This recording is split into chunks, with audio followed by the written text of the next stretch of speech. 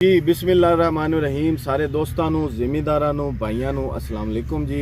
मैं ਤੁਹਾਡਾ ਹੋਸਟ ਰਾਏ ਅਕਬਰ। ਕੋਸ਼ਿਸ਼ ਕੀ ਹੈ ਮੇਰਾ ਮੋਟੋ ਕੀ ਹੈ, ਜਿੱਦਤ ਜ਼ਰਾਤ ਦੇ ਵਿੱਚ ਜ਼ਿਮੀਂਦਾਰ ਦਾ ਖਰਚਾ ਕਮ ਤੋਂ ਕਮ ਹੋਵੇ। ਚੀਜ਼ਾਂ ਇਹੀ ਨੇ ਇਸਤੇਮਾਲ ਕਰਕੇ ਅੱਛੀ ਐਵਰੇਜ ਕਿਸ ਤਰ੍ਹਾਂ ਲਈ ਜਾਵੇ।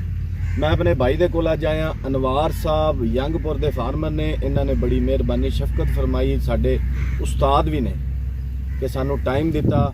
और एक ऐसी चीज़ का मैंने पता चलिया जी यूनिवर्सिटियां दे विच अजे रिसर्च वाले पेपर लिखते पे ने कि यूरिया जड़ा सब तो वड्डा फसल का इस टाइम खर्चा यूरिया नू कम करन दा, इनदी कंजप्शन, इनदा इस्तेमाल असी किस तरीके नाल घट कर सकने हैं। इस हवाले नाल ये बड़ी देर दे प्रैक्टिस कर रहे हैं।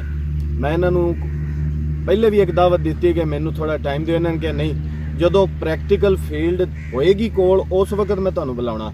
ਤੇ ਮਿਹਰਬਾਨੀ ਇਹਨਾਂ ਨੇ ਇਹ ਮੱਕੀ ਦਾ ਫੀਲਡ ਹੈ, ਇਸ ਹਵਾਲੇ ਨਾਲ ਅਸੀਂ ਥੋੜਾ ਜਿਹਾ ਪੁੱਛਾਂਗੇ। ਇਹ ਸਰ ਬੜੀ ਮਿਹਰਬਾਨੀ, ਬਹੁਤ ਸ਼ੁਕਰੀਆ।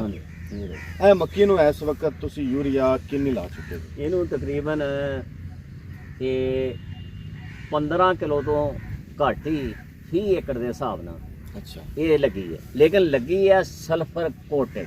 ਮੈਂ ਖੁਦ ਸਲਫਰ ਕੋਟ ਕਰਕੇ ਕੇਰੀ ਕੀਤੀ। ਪਲਾਟ ਕਿੰਨਾ? 13 ਕਨਾਲ? ਇਹ 13 ਕਨਾਲ। ਇਹਨੂੰ ਤਕਰੀਬਨ 25 ਤੋਂ 30 ਕਿਲੋ ਲੱਗੀ। ਇਹ ਮੱਕੀ ਨੂੰ ਤੁਸੀਂ ਨਜ਼ਰ ਮਾਰ ਰਹੇ ਜੇ। ਮੇਰੇ ਅੰਦਾਜ਼ੇ ਨਾਲ ਮੱਕੀ ਅਗਰ ਇਹ ਸਾਈਡ ਤੇ ਲਿਆਉਣੀ ਆ ਤੇ ਜ਼ਿਮੀਂਦਾਰ ਜਲਦੀ ਦੇ ਵਿੱਚ ਮੇਰਾ ਖਿਆਲ ਕਮ ਅਜ਼ ਕਮ ਵੀ ਨਾ 2 ਬੋਰੀਆਂ ਲਗਾ ਚੁੱਕਿਆ ਹੁੰਦਾ। ਤੇ ਤੁਸੀਂ ਕਹਿ ਰਹੇ ਤਿੰਨ ਲਗਾ ਚੁੱਕੇ। 30 ਬਿਗਾ ਇੱਕ ਬੋਰਾ ਲੱਗਦਾ ਆ? ਲੱਗਦਾ, ਹਾਂਜੀ ਲੱਗਦਾ। ਇਹ ਤੁਸੀਂ ਕਿੰਨੀ ਲਾਈ? 30 ਕਿਲੋ। 30 ਕਿਲੋ। ਹੁਣ ਦੱਸੋ ਵੀ ਸਲਫਰ ਕੋਟਡ ਦਾ ਤਰੀਕਾ ਕੀ? ਸਲਫਰ ਕੋਟਡ ਆਸਾਨ, ਬਹੁਤ ਆਸਾਨ ਤਰੀਕਾ। ਅੱਛਾ, ਉਹਨੂੰ ਕਿਸੇ ਪੱਲੀ ਪੁੱਲੀ ਤੇ ਵਿਛਾ ਲਓ, ਵਿਛਾ ਲਿਆ, ਉੱਪਰ ਛਿੱਟਾ ਪਾਣੀ ਦਾ ਲਾਓ ਹਲਕਾ ਜਿਹਾ, ਠੀਕ ਹੈ। ਉੱਤੇ ਸਲਫਰ ਸਿੱਟ ਦਿਓ, ਹੱਥ ਨਾਲ ਮਲ ਕੇ ਦੁਬਾਰਾ ਸੁਕਾ ਲਓ। ਅੱਛਾ, ਛਾਂ ਤੇ ਸੁਕਾਉਣਾ ਉਹਨੂੰ? ਹਾਂਜੀ, ਛਾਂ ਤੇ। ਥੋੜੀ ਦੇਰ ਬਾਅਦ ਉਹ ਫਿਰ ਉਹਨੂੰ ਕੇਰਨਾ। ਇਸ ਤਰ੍ਹਾਂ ਕੇਰਨੇ ਦਾ ਵੀ ਤਰੀਕਾ ਇਹ ਆ, ਪਾਣੀ ਲਾਉਣ ਤੋਂ ਕਮ ਸੇ ਕਮ 8 ਘੰਟੇ 7 ਘੰਟੇ ਬਾਅਦ, ਯਾਨੀ ਪਾਣੀ ਦੇ ਨਾਲ ਨੀਚੇ ਨਾ ਜਾਵੇ, ਗਾਰੇ 'ਚ ਕਿਤੇ ਪਾਣੀ ਖੜਾ ਹੋਵੇ ਕਿਤੇ ਨਾ ਖੜਾ ਹੋਵੇ। ਇਸ ਤਰ੍ਹਾਂ ਲਗਾਓਗੇ ਤੇ 100% ਇਹਦਾ ਰਿਜ਼ਲਟ ਵੀ ਹੋਏਗਾ, ਸਲੋ ਰਿਲੀਜ਼ ਹੋਏਗੀ। ਇਹ ਸਲੋ ਰਿਲੀਜ਼ ਦੇਖੋ ਜੀ, ਪੀਰ ਵਾਲੇ ਦਿਨ ਸ਼ਾਮ 6 ਵਜੇ ਮੇਰੀ ਵਾਰੀ ਸੀ, ਪਾਣੀ ਲਾਇਆ। ਠੀਕ। ਮੰਗਲ ਵਾਲੇ ਦਿਨ ਅਸੀਂ ਖਾਦ ਖਾਰੀ ਹੈ ਤੇ ਅਜੇ ਦਾਣੇ ਵਿੱਚ ਨਜ਼ਰ ਆ। ਅੱਜ ਜੁਮੇਰਾਤ ਵਾ। ਵੇਖੋ ਨਾਜ਼ਰੀਨ, ਯੂਰੀਆ ਇੰਨੀ ਦੇਰ ਸਰਵਾਈਵ ਨਹੀਂ ਕਰ ਸਕਦਾ। ਯੂਰੀਆ ਦਾ ਦਾਣਾ ਜ਼ਿਆਦਾ ਤੋਂ ਜ਼ਿਆਦਾ 2 ਘੰਟੇ ਇਸ ਗਰਮੀ 'ਚ ਕੱਢਦਾ। ਤੇ ਅੱਜ ਤੀਸਰਾ ਦਿਨ ਹੈ, ਮੈਂ ਤੁਹਾਨੂੰ ਤਸਵੀਰਾਂ ਵੀ ਸ਼ੇਅਰ ਕਰਾਂਗਾ। ਦਾਣੇ ਅਜੇ ਵਿੱਚ ਖੇਲੀਆਂ ਦੇ ਪੈ ਨੇ, ਕੁਝ ਦਾਣੇ ਨਹੀਂ ਪਏ, ਦਾਣੇ ਨਹੀਂ ਯਾਨੀ ਫਿੱਸੇ ਦਾਣੇ, ਜਿਸ ਤਰ੍ਹਾਂ। ਹਾਂ, ਤੇ ਉਹ ਫਿੱਸੇ ਹੋਏ ਦਾਣੇ ਪੈ ਨੇ, ਇਹਦਾ ਮਤਲਬ ਇਹ ਪੂਰਾ ਦਾਣਾ ਸਲੋ ਰਿਲੀਜ਼ ਹੋਇਆ ਹੈ। ਇਹ ਸਿਰਫ ਉੱਤੇ ਕੋਟ ਨਹੀਂ ਹੋਇਆ, ਜ਼ਿਹਨ 'ਚ ਰੱਖਿਆ ਜੇ। ਇੱਕ ਹੁੰਦਾ ਸਲਫਰ ਕੋਟ ਹੋ ਜਾਣਾ, ਉੱਤੋਂ ਕੋਟ ਲੈ ਗਿਆ ਤੇ ਥੱਲੋਂ ਯੂਰੀਆ ਉੱਡ ਗਿਆ, ਉਹ ਚੱਕਰ ਨਹੀਂ ਹੈ। ਔਰ ਮਜ਼ੇ ਦੀ ਗੱਲ, ਇਹਦੇ ਤੇ ਜ਼ਿਮੀਂਦਾਰ ਦਾ ਕੋਈ ਖਰਚਾ ਨਹੀਂ ਹੈ। ਅੱਲਾ ਵਾਲਿਓ, ਇਹ ਤੁਹਾਡੇ ਘਰ ਦੀ ਸਾਰੀ ਸਕੀਮ ਹੈ, ਘਰ ਦਾ ਸਾਰਾ ਸਿਸਟਮ ਹੈ।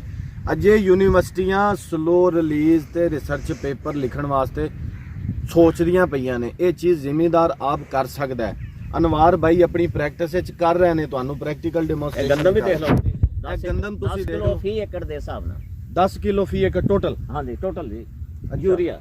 ਇਹਦੀ ਉਹਨੂੰ ਪੂਰਾ ਕਰ ਦੇ, ਗੰਦਮ ਦਾ ਮਾਸ਼ਾਅੱਲਾ ਪੂਰਾ ਕਰ ਦੇ। ਬਲਕਿ ਮੈਂ ਯੂਰੀਆ ਲੱਗਿਆ ਜਦੋਂ ਟੇਲਰਿੰਗ ਦਾ ਮੌਸਮ ਸੀ ਨਾ ਜੀ, ਹਾਂਜੀ, ਉਦੋਂ ਫਾਸਫੋਰਸ, ਯੂਰੀਆ, ਸਲਫਰ ਕੋਟਡ ਛੱਟਾ ਦੇ ਕੇ ਫੇਰ ਪਾਣੀ ਲਾਇਆ।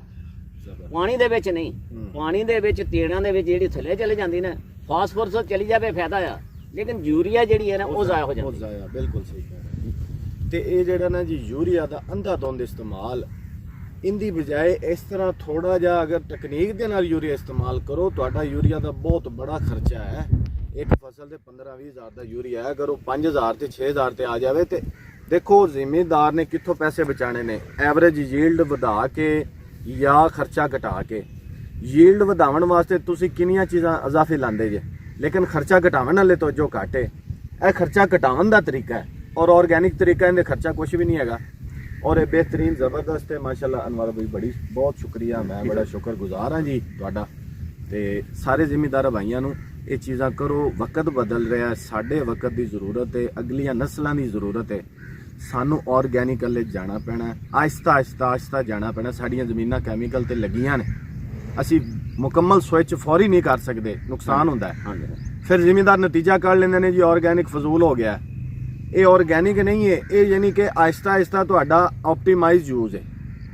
ਕਿ ਕਿਸੇ ਵੀ ਚੀਜ਼ ਦਾ ਇੰਨਾ ਇਸਤੇਮਾਲ ਕਰੋ ਜਿਹੜਾ ਮੁਕੰਮਲ ਰਿਜ਼ਲਟ ਦੇਵੇ। ਤੇ ਇਸ ਹਵਾਲੇ ਨਾਲ ਜੀ ਸਾਰੇ ਦੋਸਤਾਂ ਦਾ ਸ਼ੁਕਰਗੁਜ਼ਾਰ ਜੀ। ਸਰ ਬਹੁਤ ਸ਼ੁਕਰੀਆ, ਥੈਂਕ ਯੂ।